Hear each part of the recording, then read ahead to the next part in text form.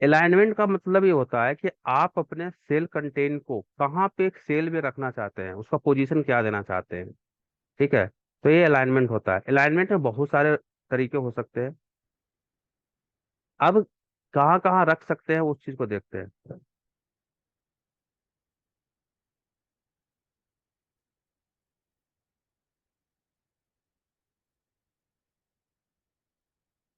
अब हमने एग्जाम कैसे करें, हाँ।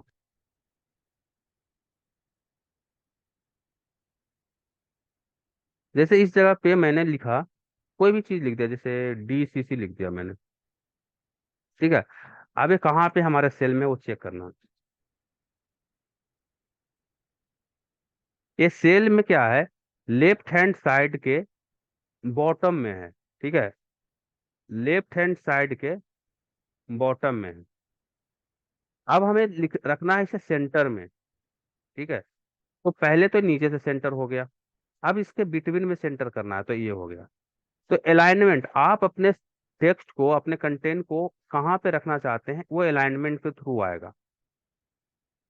क्लियर है, इसमें कोई दिक्कत।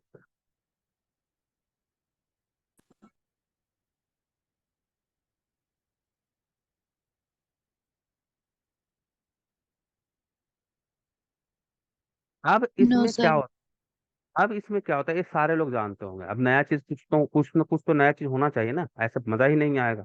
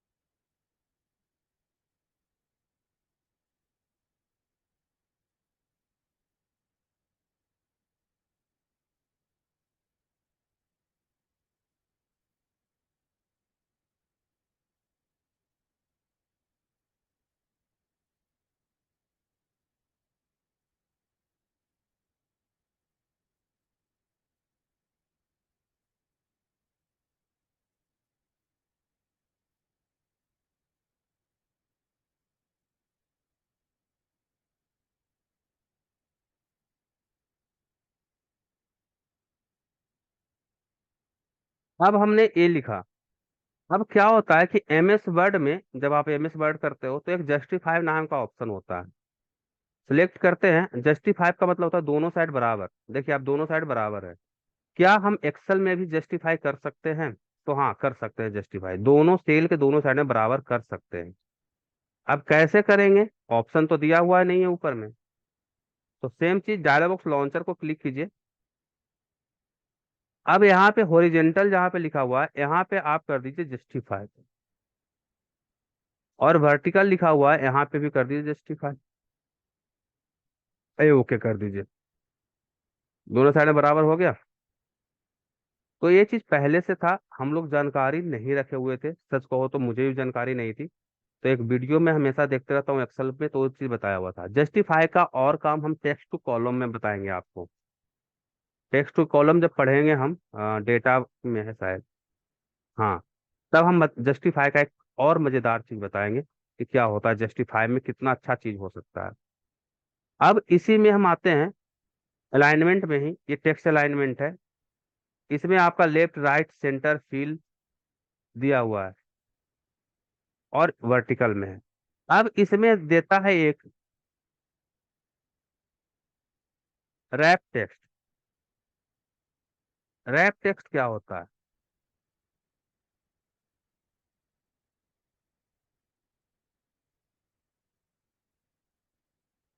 रैप टेक्स्ट होता है कि जब कभी भी आप कोई भी सेंटेंस या टेक्स्ट लिखते हो किसी भी सेल में, तो वो सेल के विथ के अनुसार ऑटोमेटिकली मूव हो जाता है नीचे की ओर। एक मिनट दिखाता हूँ मैं वो चीज।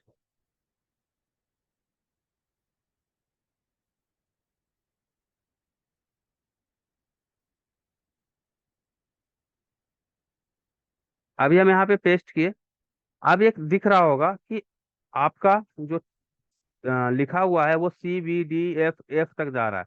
तो ऐसा है नहीं, एफ तक नहीं गया है, एफ अलग है, ई अलग है, डी अलग है, सी अलग है, ये दिख रहा है।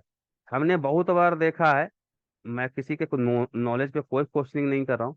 मैंने बहुत बार देखा है कि यहाँ तक लिखा हो रहता है तो वो सामने वाले रिप्लाई देते हैं कि मेरा डेटा एफ तक जा रहा है। तो डेटा एफ तक नहीं गया है, आपका डेटा ए में है, वो दिख रहा है। वो क्या हो गया कि ओवरलैप हो गया। अगर आप बी में कुछ टाइप करोगे ना तो ऑटोमेटिकली छिप जाएगा, वो आपका डेटा ही छिप जाएगा। ठीक है। तो ये आपका एफ तक नहीं गया है। अब क्या होता है कि इसे हम क्या करते हैं कि या तो इसके रेंज साइज को बढ़ा देते हैं, या हमें क्या करना है कि साइज इतना बड़ा नहीं, इतना में ही मूव होकर नीचे होते रहे। तो सिलेक्ट करेंगे और बगल में रैप टेक्स्ट होगा, इस पे क्लिक कर देंगे। तो ये क्या करेगा, जितना तक आपका साइज होगा उसके बाद ऑटोमेटिकली नीचे रैप हो जाएगा वो।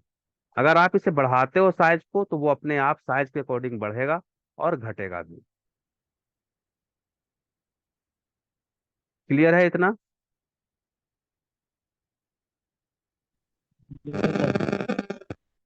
Yes sir. ठीक है।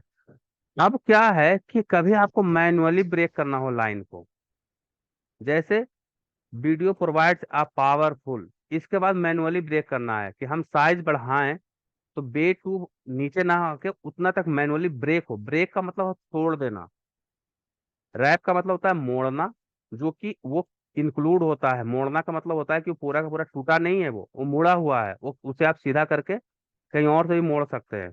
लेकिन तोड़ना का मतलब होता है वो टूट गया। तो अगर आप चाहते हैं कि ब्रेक करना है, वीडियो प्रोवाइड आप पावरफुल के बाद ब्रेक हो जाए, तो क्या करेंगे, पावरफुल के पास कर्सर को स्टे करेंगे, लाएंगे, और इसके बाद दबाएंगे ऑल्ट के साथ इंटर। ऑल्ट के साथ इंटर, अब ये ब्रेक हो गया। अब आप चाहे इसे जितना भी बड़ा कर दो ये पावरफुल तक ही रहेगा, और छोटा करोगे तो पावरफुल तक ही रहेगा। अच्छा, ऊपर रैप टेक्स्ट भी सिलेक्टेड है इसलिए ऐसा हो रहा है। ठीक है, इसको जितना ही बड़ा करोगे पावरफुल तक ही रहेगा। ठीक है। अगर नीचे भी ब्रेक करना चाहते हैं ए वाले को, तो आप कर्सर को इसको बिटवीन में लाओ, और क्या बटन दबाया था, बताया था आपको? ऑल्ट। ऑल्ट के साथ enter. Clear? Holding the alt button then press enter. Clear है? Yes sir, alt plus enter. हाँ जी।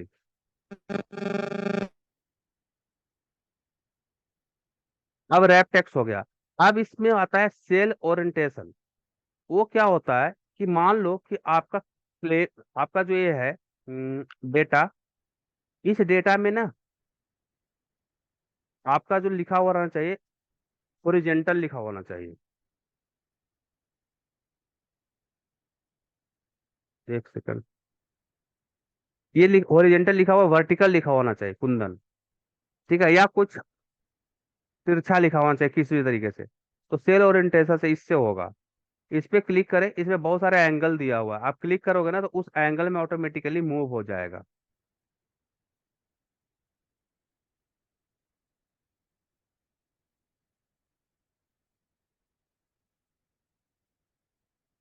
क्लियर है? क्लियर है सर।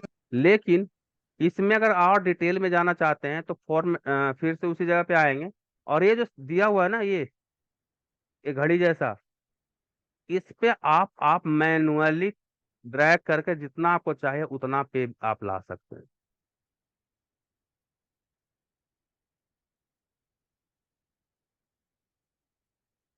एक होता है, इसका क्या नाम, इंडेंट। इंडेंट ही होगा, हाँ, डिक्रीज इंडेंट और इंक्रीज इंडेंट। ये क्या होता है कि मान लो कि आप लिख रहे हैं कोई भी, और आपके सुपरवाइजर बोल दिए कि ना आगे से ना कुछ स्पेस छोड़ कर लिखना, कि प्रिंट आउट करेंगे ना तो 1 2 या चेक मार्क लगाने में अच्छा लगेगा। तो हम लोग गलती क्या करते हैं कि हम क्या करते हैं कि आगे वाले को ही ब्लैंक कर देते हैं। ठीक है। अब बोलते हैं कि लो भाई, दे दिया मैंने स्पेस।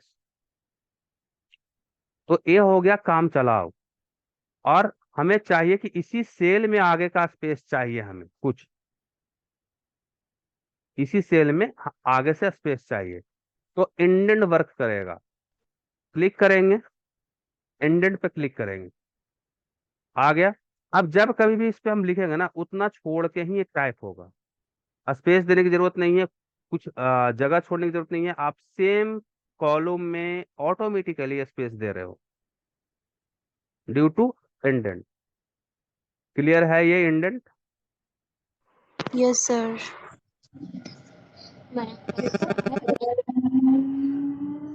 कुछ नया चीज मिल रहा है या पुराने चीज को, मतलब आप जो सीख कर रखे हैं उसी चीज को बताया जा रहे हैं?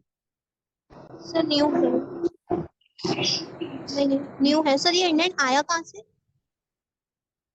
इंडेंट आया कहाँ से? सामने दिख रहा है ना ये।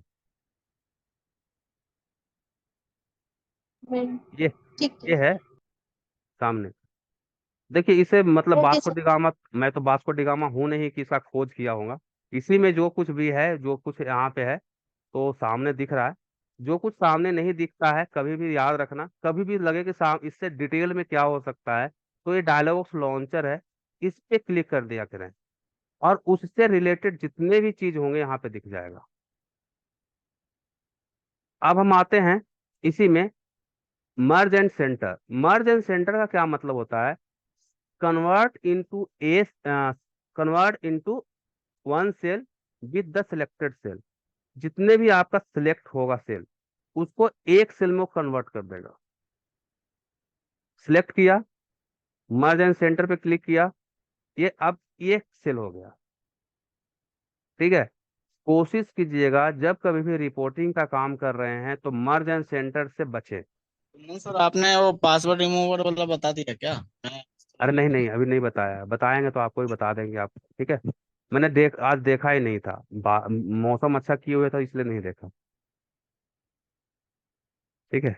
मर्ज एंड सेंटर में क्या होता है कि आपके रिक्वायरमेंट के अकॉर्डिंग, मान लो कि यहाँ पे आपका दिया हुआ है, एक एग्जांपल के रूप में लिखते हैं कि हमारे पास कुछ पैरामीटर है।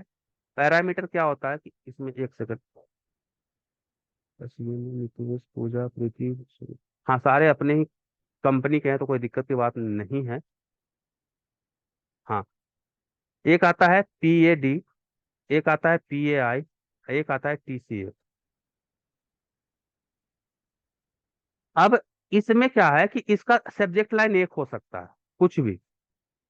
मान लो कि इसका सब्जेक्ट लाइन जैन है, तो हम यहाँ भी जैन लिख रहे हैं, यहाँ भी जैन लिख रहे हैं, और यहाँ भी जैन लिख रहे हैं, तो अच्छा लगेगा? नहीं सर, इसको पूरा मार्जिन सेंटर करके पूरा जैन दे देंगे। इसको मर्ज एंड सेंटर करके पूरा को जैन कर देंगे। ठीक है। कोई और ऑप्शन?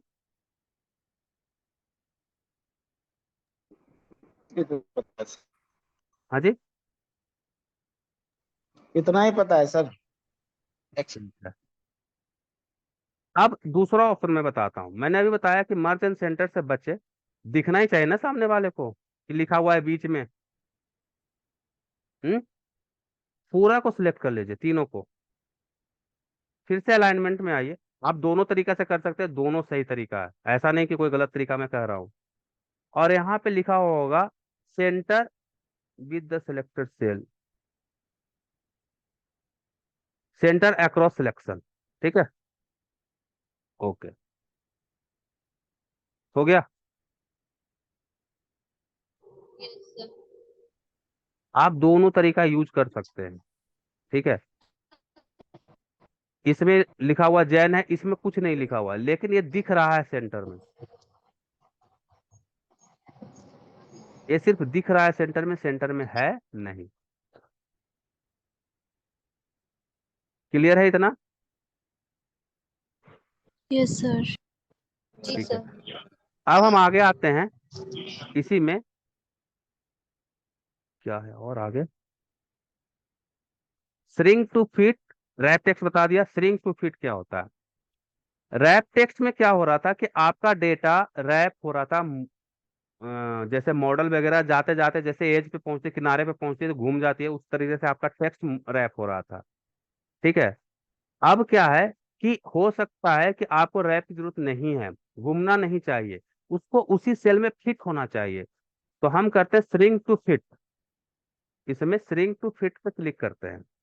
अब ये क्या करता है कि वो ना जबरदस्ती उतना में ही उसको फिट करना स्टार्ट कर देता है, बाय फोर्सली। जैसे आप कुछ भी लिखो, कुंदन लिखा, तब भी उसको अच्छा लग रहा है, भाई इसमें हम फिट कर दिए।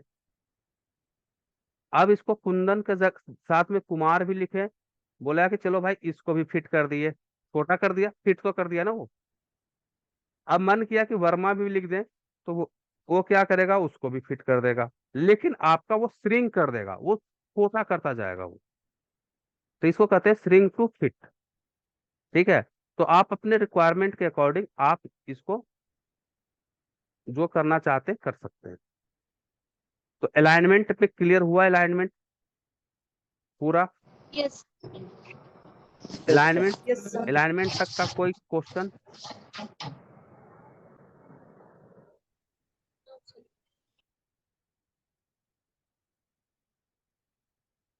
कोई क्वेश्चन नहीं। देखिए कल ना नंबर फॉर्मेटिंग पढ़ाएंगे, मतलब कल इन द सेंस कि अगले सैटरडे नंबर फॉर्मेटिंग पढ़ाएंगे। तो जिनको भी कंफ्यूजन रहता है क्वेश्चन में, हमेशा प्रिपेयर होकर रहें। कल का जो मतलब अगला जो क्लास होगा नंबर, वो बहुत ही इंपॉर्टेंट होगा, बहुत सारा चीज नया पढ़ने को मिलेगा। यहाँ तक आपको मैं बार बार बोलते आ रहा था कि बहुत कम आपको नया मिल रहा होगा, लेकिन जब मैं नंबर बोल रहा हूँ तो नंबर में बहुत सारा चीज नया मिलेगा। और आप बोलोगे हाँ ऐसा भी होता है क्या कुछ, ये आंसर आपका निकलेगा। तो नंबर फॉर्मेटिंग बहुत ही इंपॉर्टेंट क्या बोलते हैं, इसमें सब्जेक्ट लाइन है, number formatting and conditional formatting. Then आप सब चीज जानते होंगे, थोड़ा बहुत जानते होंगे, लेकिन नंबर फॉर्मेटिंग और कंडीशनल फॉर्मेटिंग बिल्कुल नया हो सकता है। थोड़ा बहुत ही जानते होंगे, बहुत सारा चीज नया जानने को मिलेगा। तो सबसे सर रिक्वेस्ट है। वो पासवर्ड क्या? रिमूवर वाला बता दिए क्या? मैं आज थोड़ा लेट ज्वाइन अरे किया। नहीं बताया भाई, मैंने बोला स्टार्टिंग में नहीं बताया, मैं अभी ढूंढा ही नहीं उसको। अच्छा ठीक है ठीक है, पहले तो आपने डुप्लीकेट मतलब कि सेवेज से रिमूव हो सकता है तो बता दिया था ना कल मैंने। हाँ वो न्यू टैब में से न्यू न्यू सेव करने से रिमूव। हाँ न्यू सेव से। हम करंट फाइल में कैसे रिमूव करेंगे उसके बारे में हम बता देंगे। टाइम नहीं मिला मुझे चेक करने के लिए। मैं श्योर करता हूँ कि अगले वीक में स्टार्टिंग में या जब जब कभी भी क्लास मतलब कि अगला वीक हुआ टाइम मिलेगा बता देंगे उस चीज को। कोई बात अब इसमें कोई क्वेश्चन अभी तक में? देखिए एक रिक्वेस्ट आपको और करेंगे, आप लोग के पास सिस्टम है, चाहे जैसा भी सिस्टम हो, डेटा की बात नहीं कर रहा हूँ, सिस्टम की बात। आप उस सिस्टम पे इसका प्रैक्टिस कर सकते हो कि पेस्ट में स्पेशल में कैसे कैसे क्या कर सकते हैं, फॉन्ट में क्या कर सकते हैं, इसका डायलॉग बॉक्स को क्लिक करते हैं तो कैसे आता है, इसका ऑप्शन कैसे कैसे होता है। हमने भी सीखा था, कोई टीचर हमें नहीं सिखाया था, हम खुद से सीखे हैं और गूगल महाराज से सीखे हैं। हम अपने से तो नहीं सीखे, गूगल महाराज से बोले, गूगल महाराज सामने बैठ के हमें बताते गए। लेकिन जब तक आपके पास क्वेश्चन नहीं होगा कोई नहीं बताएगा। दैट मीन्स कि आपके पास सबसे पहले क्वेश्चन होना चाहिए, तब आपको कोई सिखा सकता है। क्वेश्चन खुद से होगा, नहीं अगर आता है आप मेरे संपर्क करें, हम क्वेश्चन के भर मार देंगे आपको। फॉन्ट में जाइए, सबका देखिए अंडरलाइन से क्या होता है, इससे क्या होता है, इससे तो मैंने बता दिया, तो चलिए इस पे ज्यादा दिक्कत नहीं है। अलाइनमेंट बताते हैं, अलाइनमेंट पे चेक कीजिए हॉरिजेंटल वगैरह में क्या है, रैप टेस्ट क्या है, ये क्या है, टेक्स्ट डायरेक्शन क्या है, left to right, right to left क्या देता है, ये है। तो ये आपका है। नंबर फॉर्मेटिंग से टास्क अपने आप आपको दिखने लगेगा। ठीक है, तो एक रिक्वेस्ट है, सब अपने सब सारे लोग एक मैसेज मुझे डाल दीजिएगा कैसा क्लास ले रहा हूँ। कुछ इम्प्रूवमेंट की जरूरत होगा तो भी बता दें कि सर यहाँ पर आपको ना इम्प्रूवमेंट की जरूरत है, तो मैं वो करके आऊंगा। ठीक है, आज का क्लास इसी पर खत्म करते हैं, क्योंकि नंबर फॉर्मेटिंग बहुत बड़ा है, 2 क्लास में खत्म होगा ये नंबर फॉर्मेटिंग। ठीक है जी, कोई दिक्कत? No sir no. ठीक है, तो एक टेक्स्ट डाल दीजिएगा कि कैसा क्लास ले रहे हैं, कुछ रिक्वायरमेंट है तो बता दीजिएगा। ठीक है, okay, thank you so much for joining. Thank you so much.